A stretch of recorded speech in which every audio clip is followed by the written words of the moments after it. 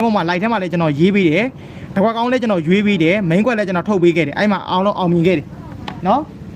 ဘတ်စီတွေကပူတာတွေကလိန်ညာတွေဆိုရင်ဟောဒီ light တွေကလွှင့်ပေးထားခဲ့ရဘာတွေလဲမင်းတို့တစ်ချက်လေးကြည့်ပြီနော်ဒီမှာပတ်တီးနော်ဒီမှာတစ်ကိုနော်အဲ့ဒီ light တွေကတွေ့မိထားတဲ့ဟာတွေအဲ့ဒါတွေတွေ့လားနော်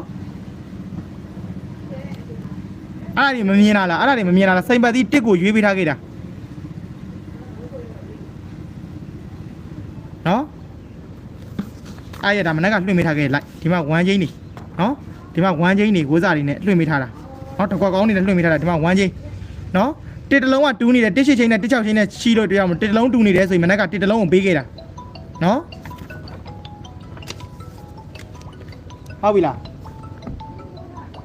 ဟုတ်ကျွန်တော်ကမားနေလို့ကျွန်တော်ကိုပြောရင်ဒါကျွန်တော်လက်ခံလို့ရတယ်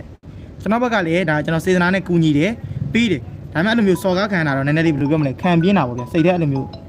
စိတ်ကြည်လင်အလောက်ကစိတ်ကြည်လင်လုပ်လေအဆင်ပြေလေပေါ့နော်တကယ်ကောင်းပါလေ83ချင်းတော့ကြိုက်တယ်ဟုတ်ကဲ့ပါကြိုက်ရင်ကစားပါနော်